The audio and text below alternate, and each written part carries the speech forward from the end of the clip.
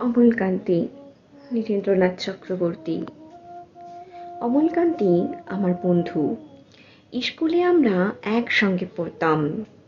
রোজ দেরি করে ক্লাসে আসতো, পড়া পারতো না।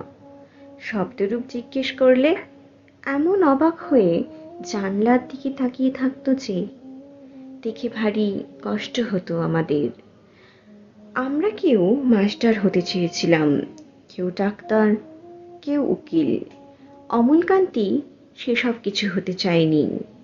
সে রোদ্দুর হতে চেয়েছিল।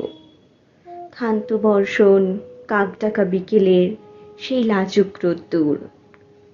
জাম আর জামরুলের পাতায় যা নাকি অল্প একটু হাসির মতন লেগে থাকে। আমরা কেউ মাস্টার হয়েছি,